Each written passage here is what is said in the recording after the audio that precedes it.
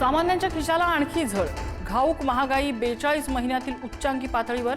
महागाईचा दर 3.88 वरून थेट 8.30%.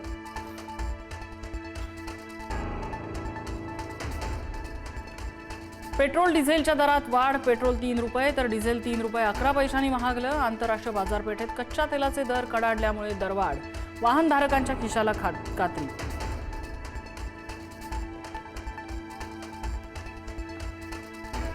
निवडणुका संपल्या की मोदींची वसुली सुरू. पेट्रोल डिझेल दरवाढीवरून काँग्रेसची टीका. महागाई मॅन मोदींनी जनतेवर हंटर चालवला. काँग्रेसचं शरसंधान.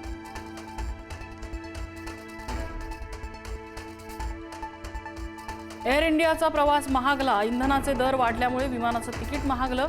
एअर इंडियाची दरमहा 400 विमान उड्डाणं रद्द. दिल्ली मेलबर्न तिकीट 2,76,000च्या घरात.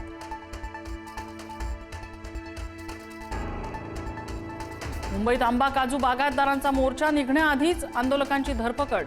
राजू शेट्टी, महादेव जानकर, हर्षवर्धन सपकाळांसह दीपक पवारही पोलिसांच्या ताब्यात.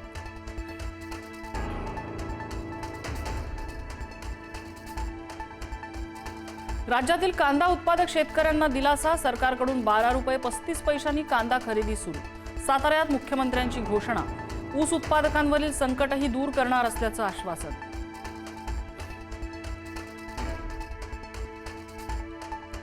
हिंदू धर्माच्या प्रचार प्रसारात हिंदूच आडवा येतो.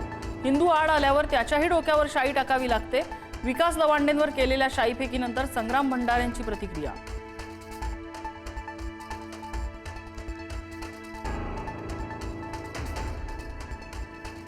पुढील वर्षापासून नीटची परीक्षा ऑनलाईन होणार. केंद्रीय शिक्षण मंत्री धर्मेंद्र प्रधान यांची माहिती. तर 21 जूनला होणार नीटची फेरपरीक्षा.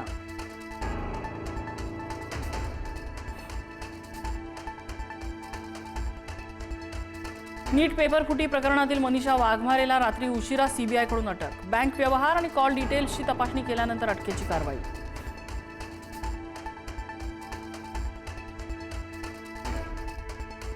हडपसर बॉम्ब प्रकरणातील आरोपीला पोलिसांनी ठोकल्या बेड्या. पुणे पोलिसांनी नागपूरमधून आरोपीला केली अटक. पुणे पोलीस लवकरच देणार प्रकरणाची अधिकृत माहिती.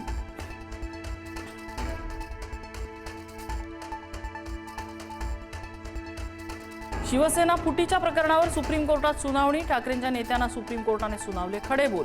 न्यायालयाविरोधातली बेजबाबदार विधानं थांबवण्याचे कोर्टाचे आदेश.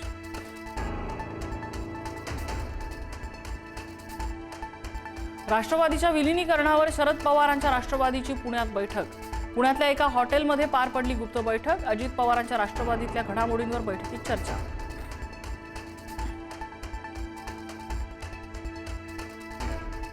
केंद्रीय मंत्रिमंडळाची 21 मे रोजी महत्त्वाची बैठक. बैठकीनंतर मंत्रिमंडळात फेरबदलाची शक्यता. मंत्रिमंडळ विस्तार जूनच्या दुसऱ्या आठवड्यात होण्याची शक्यता.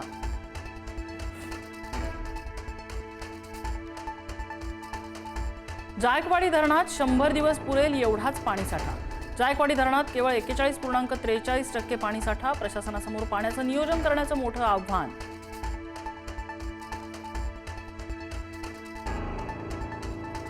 मुंबईत आजपासून 10% पाणी कपात लागू. तलावातल्या पाण्याची पातळी खालावल्यामुळे पाणी कपात.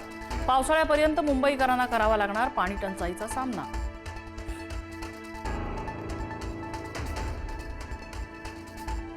मुंबईच्या विक्रोळीत 13 वर्षीय मुलीवर नराधमांकडून वारंवार अत्याचार. खाऊचं आमिष दाखवून बेकरी मालकाचं कृत्य. अत्याचारानंतर 13 वर्षीय मुलगी गर्भवती. आरोपी अटकेत.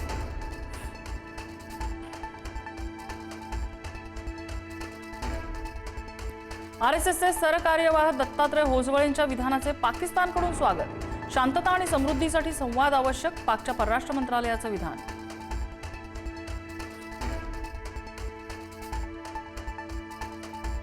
रशियन तेलावरील सवलतीसाठी भारताचा पुन्हा अमेरिकेशी संपर्क. उद्या मध्यरात्री रशियन तेल आयातीची विशेष मुदत संपणार. ऊर्जा सुरक्षेसाठी अमेरिकेच्या दबावापुढे झुकण्यास नकार.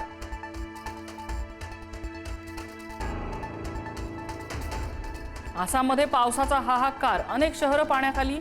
श्रीभूमी जिल्ह्यात पाणीच पाणी. शहराच्या अनेक भागात गुडघाभर पाणी साचल्यानं जनजीवन विस्कळीत.